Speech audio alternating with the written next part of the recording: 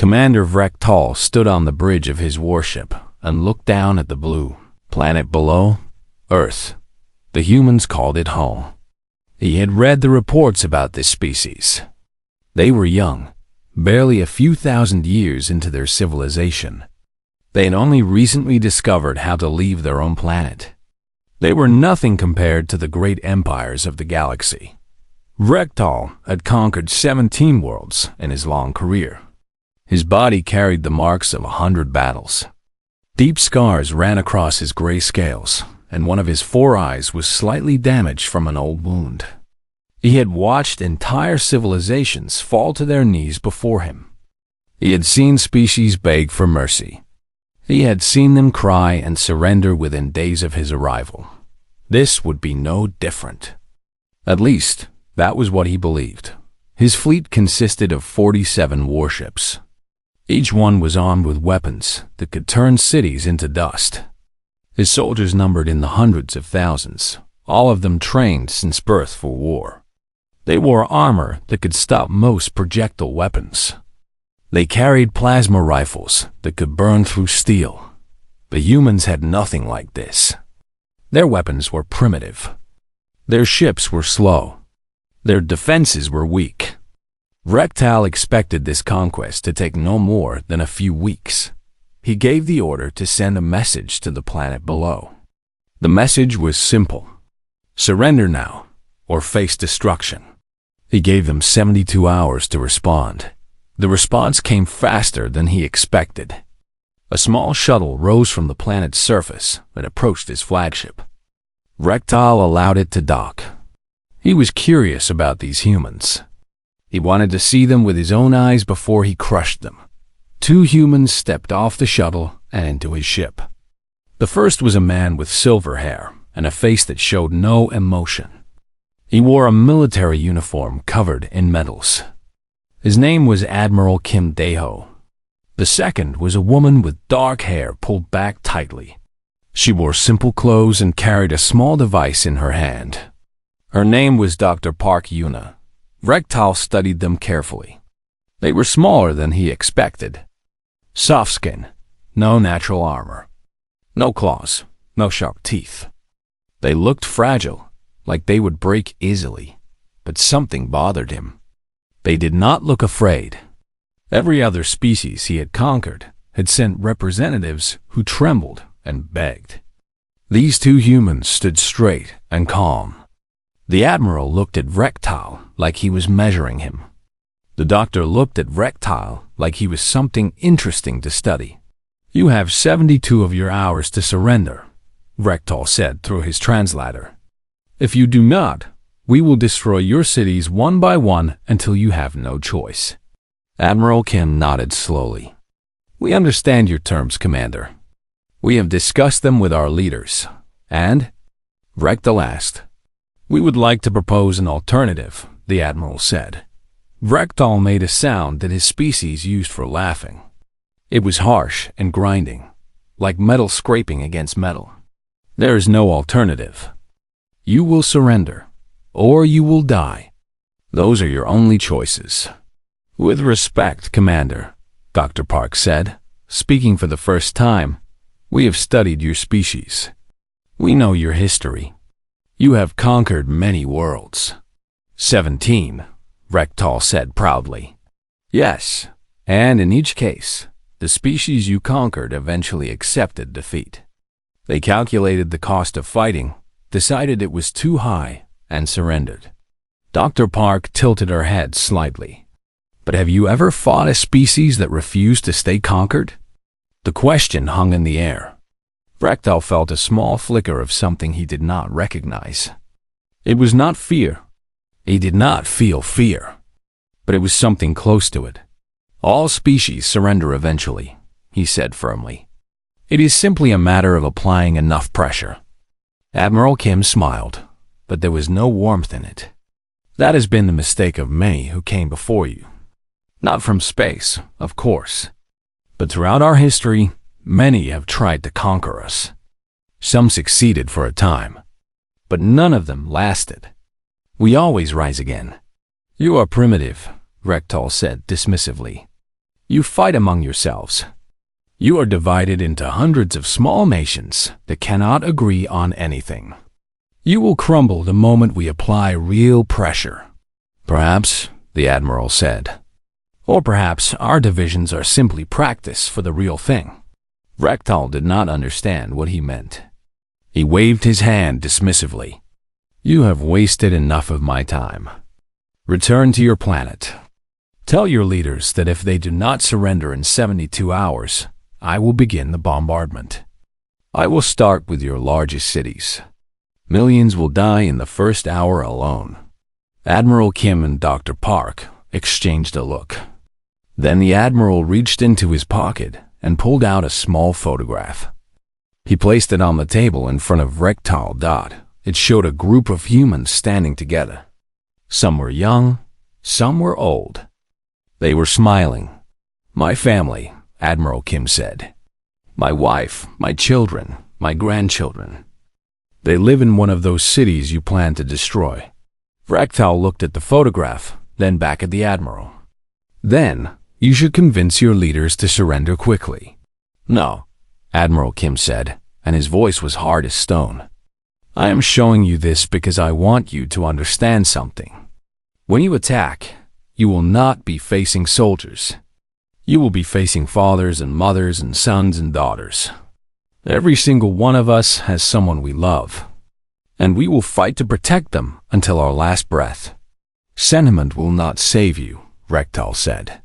No, Dr. Park agreed. But hatred might.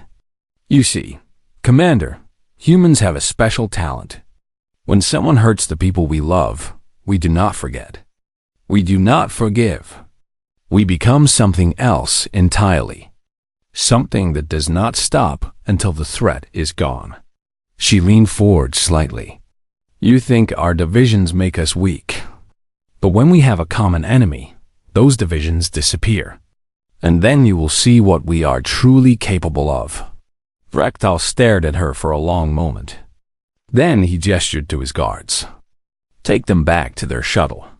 This conversation is over. As the two humans were escorted away, Admiral Kim paused at the door. He looked back at Rektal one last time. 72 hours, he said. Use them wisely, Commander. Pray to whatever gods your species believes in. Because after that, we will show you why every species in this galaxy should fear the day they decided to make enemies of humanity. Then he was gone.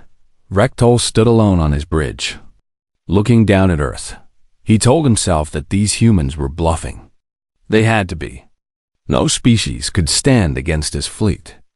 No primitive world could resist his army. But somewhere deep inside, in a place he did not like to acknowledge, a small voice whispered that maybe, just maybe, he had made a terrible mistake. He ignored the voice. He gave the order to prepare for invasion. In 72 hours, he would learn just how wrong he was. The 72 hours passed without a surrender. Rektal was not surprised. He had seen defiance before. It always ended the same way. The defiant ones simply died first. He gave the order to begin the invasion at dawn. His dropships fell from the sky like metal rain. They landed on beaches and in fields and on the edges of cities. His soldiers poured out by the thousands, their plasma rifles glowing with deadly light. The first resistance came within minutes. Rektal watched from his ship as human military forces engaged his troops. He expected them to fall back quickly once they saw the superior firepower they faced. That was what every other species had done. But the humans did not fall back. Captain Lee Seung-min had been awake for 60 hours. His battalion had been waiting on a beach in California, watching the enemy ships descend. His soldiers were tired. They were scared. They knew they were outgunned. But none of them ran. When the alien soldiers landed, Captain Lee gave a simple order. Forward. His men charged directly into plasma fire. The first wave fell. The second wave stumbled over the bodies of the first. The third wave kept coming. They fired their rifles until they ran out of bullets. Then they fixed bayonets and charged with cold steel. Rektal watched this with growing confusion. Why are they not retreating? He asked his sub-commander Thrix. They are dying by the hundreds. Any rational species would pull back and regroup. Thrix studied the sensor readings. His scales had turned a pale shade that indicated stress. I do not know, Commander. They seem to have no regard for their own survival. That is impossible, Rektal said. Self-preservation is the most basic instinct of any living creature. But the evidence was right in front of him. Human soldiers died, and more took their place. They died, and more came. It was like fighting a tide of flesh and blood that simply refused to stop. Lieutenant Choi Minji led a squad that had been pushed back to a small town in the hills. They were surrounded. They were out of ammunition. By all logic, they should have surrendered. Instead, Lieutenant Choi spotted an enemy walker moving through the town. It was a massive machine, 3 stories tall, armed with weapons that had destroyed entire buildings. It should have been invincible. She turned to her squad. We are going to take that walker. Her soldiers stared at her like she was crazy. She probably was. But they followed her anyway. They waited until the walker passed their position. Then they ran out and leaped onto its legs. They climbed up its body like insects, using knives and bare hands to find holds in the armor. The walker tried to shake them off, but they held on. Lieutenant Choi reached the hatch at the top. It was sealed tight. She jammed a crowbar into the seam and pulled with all her strength. The metal edge sliced through her fingers. She lost 2 of them in a spray of blood. She did not stop. She kept pulling until the hatch popped open. Her soldiers poured grenades inside. The walker exploded from within. Lieutenant Choi fell 30 feet to the ground. She broke her arm and 3 ribs. When medics found her an hour later, she was still conscious, still giving orders, still refusing to stop fighting. Reports like this came in from all over the planet. Rektal read them with growing disbelief. In Texas, a group of farmers with hunting rifles held a bridge against an entire platoon for 6 hours. They all died, but they bought enough time for civilians to escape. In Germany, a retired soldier named Park Jin-ho came out of his house with his grandfather's old rifle. He killed 7 enemy soldiers before they got him. He was 83 years old. In Japan, a young woman named Baek So-young drove a truck loaded with explosives directly into an enemy formation. She smiled as she pressed the detonator. Rektal had studied human history before the invasion. He knew they were a violent species. He knew they had fought countless wars among themselves. But he had assumed this was a weakness. Divided people could not stand together. He was wrong. The humans were not fighting like a divided people. They were fighting like a single organism with billions of cells. When one cell died, the others did not mourn. They simply kept fighting. By the end of the first day, Rektal's forces had secured the beaches. But the cost was staggering. He had expected to lose perhaps 5% of his invasion force in the initial assault. He had lost nearly 20%. Sub-Commander Thrix approached him carefully. Commander, perhaps we should reconsider our strategy. The humans are not behaving as predicted. They will break, Rektal said firmly. All species break eventually. We simply need to apply more pressure. Commander, if I may. Thrix hesitated. I have been analyzing their communications. They are not showing any signs of breaking. In fact, their morale seems to be increasing. The more casualties they take, the angrier they become. And the angrier they become, the harder they fight. Rektal turned his 4 eyes on his subordinate. What are you suggesting? I am suggesting that we may have made an error in our assessment of this species. They do not respond to pressure the way other species do. For them, pressure does not cause surrender. It causes rage. Rektal was silent for a long moment. He looked down at Earth, at the fires burning across the planet, at the tiny figures still fighting in the streets of human cities. Then we will give them more rage, he said finally. We will hit them so hard that even their rage cannot sustain them. We will show them the true meaning of overwhelming force.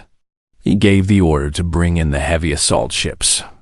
He ordered the bombardment of military bases. He authorized the use of chemical weapons. He was determined to break them, no matter the cost. But deep in his heart, a small seed of doubt had been planted. He had conquered 17 worlds. He had broken countless species.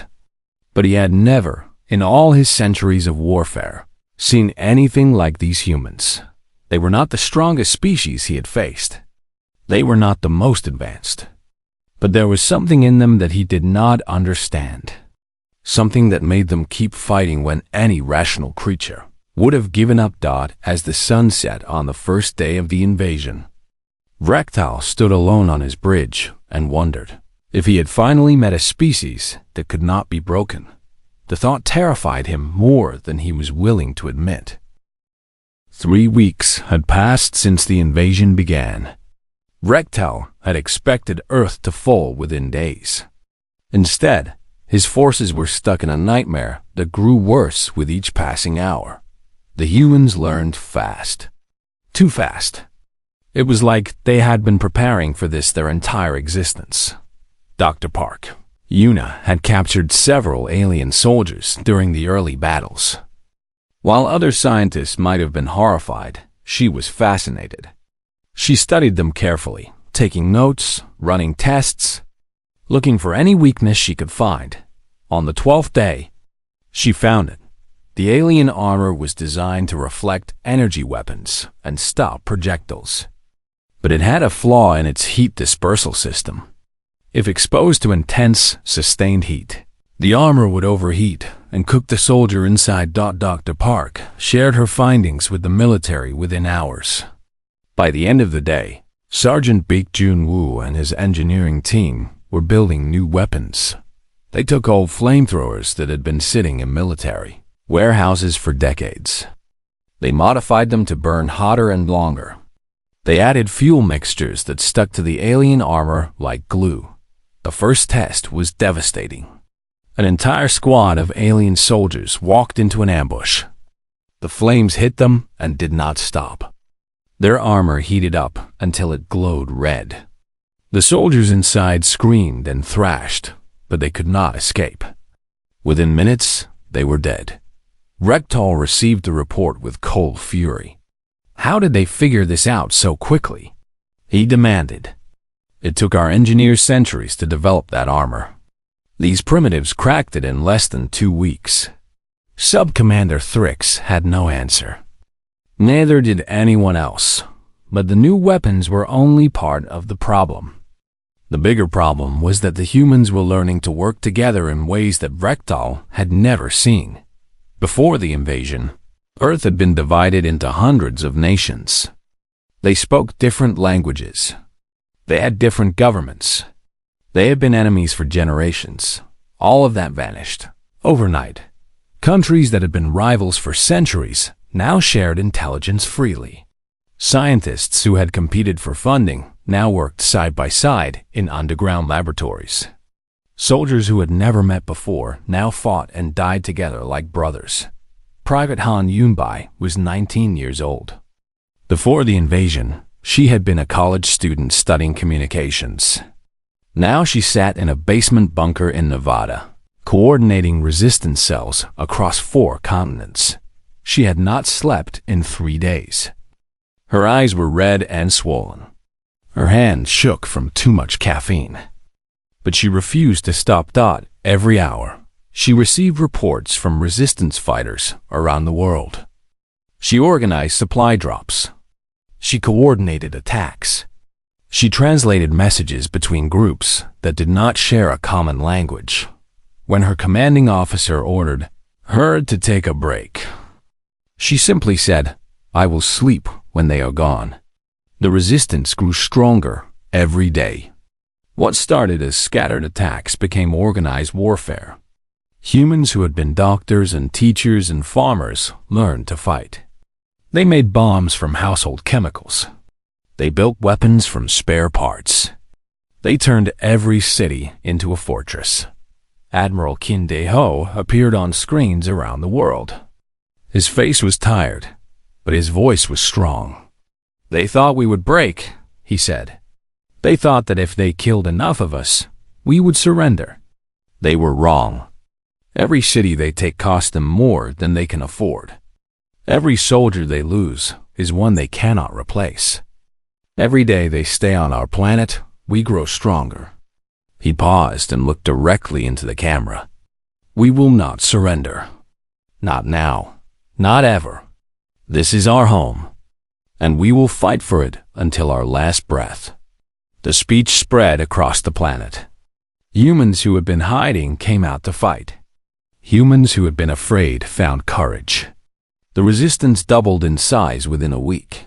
Rektal watched the speech with his 4 eyes narrowed in frustration. He did not understand these creatures. Any other species would have broken by now. Any other species would have calculated the cost and decided that survival was more important than victory. But the humans did not seem to care about survival. They cared about something else. Something that Rektal could not identify. What drives them? He asked Thrix one night. "We have killed millions of them. We have destroyed their cities. We have taken their resources. Why do they keep fighting?" Thrix considered the question carefully. "I have been studying their history, Commander.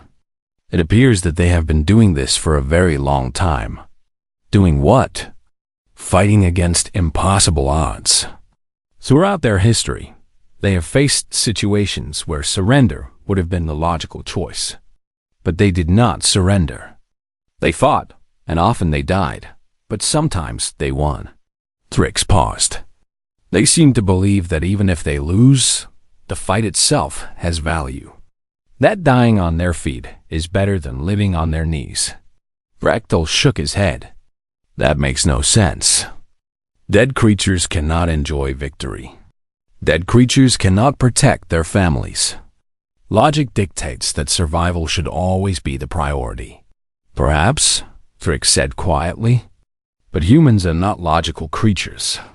They are emotional ones, and their emotions give them a strength that we did not anticipate." The 47th day of the invasion arrived. Rektal had lost nearly 40% of his ground forces. His supply lines were constantly being attacked. His soldiers were exhausted and demoralized, and the humans showed no signs of slowing down. That night, Rektal made a decision. If conventional warfare would not break the humans, then he would escalate. He would show them a level of destruction that they could not ignore. He ordered the bombardment of Seoul. It was one of the largest human cities on the planet. Millions of people lived there. Rektal believed that destroying it would finally show the humans that resistance was hopeless. He was wrong again. The bombardment did not break the humans. Instead, it made them something worse. Something that would haunt Rektal for the rest of his life. It made them angry. The bombs fell on Seoul at midnight. They came from orbit, moving so fast that no defense system could stop them. Each bomb carried enough explosive power to level several city blocks. When the sun rose the next morning, Seoul was gone. In its place was a crater of ash and rubble. The death toll would never be accurately counted, but estimates suggested that over 3 million people died in a single night. Rektal expected this to break the humans finally. He expected panic and despair. He expected surrender negotiations to begin within hours. Instead, something changed in the humans.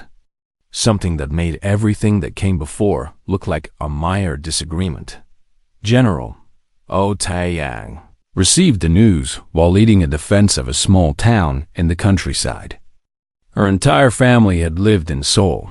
Her husband, her 2 daughters, her parents, her sister, and her sister's children. All of them were gone in a flash of light and fire. Her officers expected her to collapse. They expected her to weep. They offered to relieve her of command so she could grieve. Instead, General O stood very still for a long moment. Her face showed no emotion at all. When she spoke, her voice was flat and cold, like ice. "Request transfer to the front lines," she said. "General, you have earned time to mourn," her superior replied. "No one would blame you for taking leave." General O looked at him with eyes that seemed to have died along with her family. "I do not want leave. I want to kill every single one of them. I want them to feel what I feel right now. I want to be there when the last one dies." She was not alone. Across the planet, the destruction of Sol triggered something primal in the human species. The grief transformed into rage. The rage transformed into something darker. The humans stopped taking prisoners. Resistance. Fighters who had been conducting small raids began launching full-scale assaults. They attacked supply convoys with ruthless efficiency. They ambushed patrols and left no survivors. They booby-trapped the bodies of fallen alien soldiers so that rescue teams would be killed when they tried to recover their dead. Pilot Kang Hannah was 24 years old. She had been flying transport planes before the invasion. Now she flew attack missions against orbital platforms that defended the alien fleet. The missions were essentially suicide runs. The platforms were heavily defended. Most pilots who attempted the run did not come back. But Kang Hannah kept volunteering. Why? Her commander asked her one day, "You have survived 11 missions. That is more than anyone else. You could train new pilots instead." Kang Hannah smiled, but there was no joy in it. "Because every platform I destroy brings us one step closer to reaching their ships. And when we reach their ships, we will show them what it feels like to watch their homes burn." She flew her 12th mission the next day. She destroyed another platform. She ejected at the last second and was recovered by a rescue team. Her 13th mission did not go as well. Her ejection seat malfunctioned. She died in the explosion that took out the platform. Her squadron mourned her for one day. Then they went back to flying missions. 11 pilots had died in her squadron since the war began. 11 new pilots had volunteered to take their places. In underground laboratories across the planet, scientists worked around the clock to find new ways to hurt the enemy. Scientist Lim Soo-hyun had been studying the alien shielding technology that protected their warships. For weeks, she had made no progress. Then Seoul was destroyed, and something clicked in her mind. She worked for 72 hours straight without sleep. She ran calculations. She tested theories. She pushed herself until she collapsed at her desk. When she woke up, she had the answer. The alien shields operated on a specific frequency. If a weapon could be tuned to that exact frequency, it would pass through the shield like it was not there. The problem was that the frequency shifted constantly, making it impossible to target. But Lim Soo-hyun found a pattern. The shifts were not random. They followed a predictable cycle. If a missile could be programmed to adjust its frequency in real time, it could penetrate any shield. She shared her findings with the military. Within 3 days, human engineers had modified their missiles. Within a week, the first modified missile was launched at an alien warship in orbit. The ship's shields flickered. The missile passed through. The explosion tore the ship apart. Vrektal watched the destruction from his flagship with growing horror. That ship had been one of his most powerful vessels. Its shields had been rated to withstand a direct nuclear strike, and the humans had destroyed it with a single missile. How? He demanded. How are they doing this? They were using primitive chemical rockets 3 months ago. Now they are penetrating our shields? Sub-Commander Thrix had no answer. None of his analysts could explain how the humans were advancing so quickly. What they did not understand was that humans had a unique talent for war. They had been perfecting the art of killing each other for thousands of years. Every weapon, every tactic, every strategy that humans had ever developed was now being turned against the alien invaders, and they were learning faster than any species in galactic history. General Taeyang led her forces in a brutal campaign that became known as the Crimson Week. Her soldiers showed no mercy. They attacked without warning and vanished before the enemy could respond. They left destruction in their wake.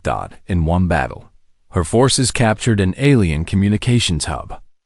Instead of destroying it, General O had her technicians tap into the enemy network. They listened to alien soldiers calling for help. They heard the fear in their voices. General O smiled coldly. "Good," she said. "Let them be afraid. Let them know what it feels like to face an enemy that will never stop coming." By the end of the Crimson Week, Rektal had lost another 15% of his forces. His soldiers were demoralized. Many of them refused to leave their bases. Some had begun to desert, trying to reach the ships in orbit and escape this nightmare planet. The humans were no longer just defending their world. They were hunting. And Rektal finally began to understand that he had made the worst mistake of his long career. He had not invaded a primitive world. He had kicked a hornet's nest that contained billions of the most dangerous creatures in the galaxy. Now those creatures were coming for him. The war had lasted 93 days. It felt like a lifetime. Rektal stood on the observation deck of his flagship and looked down at Earth.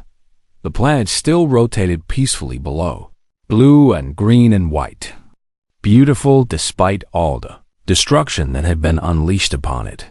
He had come to this world with 47 warships and hundreds of thousands of soldiers. Now he had 31 ships, and his ground forces had been reduced to less than half their original strength. Reinforcements were still months away, and the humans were getting stronger. Every day, they developed new weapons. Every day, they launched new attacks. Every day, more of his soldiers died. The invasion that was supposed to last weeks had become a war of survival. His scales had turned gray from stress. His 4 eyes were tired and bloodshot. He had not slept properly in days. Every time he closed his eyes, he saw the faces of the soldiers he had lost. Sub-Commander Thrix approached him carefully. "Commander, our intelligence division has intercepted something you need to see." Thrix activated a display screen. On it appeared the face of Commander Yoon Hai-jin, a human military officer who had become famous during the war. She was young, perhaps 30 years old, but her eyes held the hardness of someone who had seen too much death. "This message was broadcast on an open channel," Thrix explained. "They wanted us to receive it." The recording began to play. "Commander of Rektal," Yoon Hai-jin said, her voice calm and measured. "We know you are watching this. We want you to understand something clearly. You have a choice to make." The camera pulled back to show other humans standing behind her. Rektal recognized Admiral Kim Dae-ho, his silver hair now completely white. Dr. Park Yuna stood beside him, her face thin from months of hard work. General O Taeyang was there too, her expression as cold as death. "Option 1, Commander Yoon continued. You leave our planet now. Take your ships and your soldiers and go. If you do this, we will let you go in peace. We will not pursue you. We will not seek revenge. You will be free to return to your empire and tell them what happened here." She paused for a moment. "Option 2. You stay and continue fighting. If you choose this option, we want you to know exactly what you will be facing." Dr. Park stepped forward. "Commander, we have reverse-engineered your faster-than-light drive technology. We understand how it works now. Within 6 months, we will have our own ships capable of interstellar travel. Within a year, we will have a fleet." Admiral Kim spoke next. "And unlike you, Commander, we do not forget. Our species has a long memory. Grievances that are centuries old still drive us to war. Imagine what we will do with a grievance that is only months old. Imagine what we will do when we have the ability to reach your homeworld. General O stepped forward. Her voice was barely above a whisper, but it carried more menace than any shout. I lost my entire family when you bombed Seoul. 3 million people died that night. Every single one of them had someone who loved them. Someone who will never forget. Someone who will never forgive. She looked directly into the camera. If you stay, we will fight you until you are all dead. And then we will build ships and follow you home. We will find your families. We will find your children. And we will make sure that your species understands that attacking humanity was the last mistake you will ever make. The recording ended. Rektal stood in silence for a long moment. They are bluffing, he said, but his voice lacked conviction. Are they? Thrix asked quietly. Commander, I have studied these humans for months now. I have analyzed their history, their psychology, their behavior. They do not bluff. When they make a threat, they mean it. Rektal turned to look at his sub-commander. Then what do you suggest? Thrix took a deep breath. I suggest that we accept their offer and leave while we still can. Leave? Rektal's voice rose in anger. I have never retreated from a conquest. I have never failed to take a world. If we leave now, I will be disgraced. Commander, Thrix said carefully, if we stay, we will all die. And then they will come for our homeworld. You heard the doctor. They have our FTL technology now. They are building ships. In a year, maybe 2, they will have the ability to project power beyond their own system. He paused. You have conquered 17 worlds. But none of those species were like humans. None of them had this combination of intelligence, adaptability, and pure stubbornness. We hit them with everything we had, and they did not break. They got stronger. Rektal was silent. He looked down at Earth again. Such a small planet. Such a young species. And yet they had done what no other species had ever done. They had fought him to a standstill. His communication screen flickered. Commander Yoon Hai-jin's face appeared. Live this time. She had somehow hacked into his secure channel. Commander Rektal, she said. We are waiting for your answer. Rektal stared at her for a long moment. Then, slowly, he asked the question that had been burning in his mind for weeks. Why? Why do you fight like this? What makes you so relentless? Any rational species would have surrendered by now. You could have saved millions of lives. Commander Yoon smiled slightly. That is exactly why we fight, Commander. To save lives. Not just our lives, but the lives of everyone who comes after us. If we surrender to you today, what happens tomorrow? What happens when the next invader comes? And the one after that? She shook her head. No, we fight because surrender is not in our nature. We fight because our ancestors fought and died to give us freedom. We fight because we would rather be dead than slaves. Admiral Kim stepped into view beside her. You asked what makes us relentless, Commander. The answer is simple. We have been practicing on each other for 10,000 years. We have fought wars over land and resources and religion and ideology. We have killed millions of our own kind. You are not the first enemy we have faced. You are just the latest. He leaned forward slightly. And like all the others who tried to conquer us, you will become a story we tell our children. A warning about what happens when you underestimate humanity. Rektal closed his 4 eyes. He thought about his fleet, battered and weakened. He thought about his soldiers, exhausted and afraid. He thought about the 17 worlds he had conquered and the glory he had earned. And then he thought about the humans, still fighting, still learning, still growing stronger with every passing day. He opened his eyes and gave the order. All ships, prepare for departure. We are leaving. The bridge fell silent. No one questioned him. No one argued. Perhaps they were all relieved. As his fleet began to pull away from Earth, Rectal activated the recording system. He had one last duty to perform. "This message is for the Galactic Council," he said, his voice heavy with exhaustion and something that might have been respect. "I am Commander Rectal. I have conquered 17 worlds in service to the Empire. Today, I have failed to conquer the 18th. He paused, choosing his next words carefully. "The species known as humans are not to be engaged. Do not threaten them. Do not invade them. Do not give them a reason to unite against you.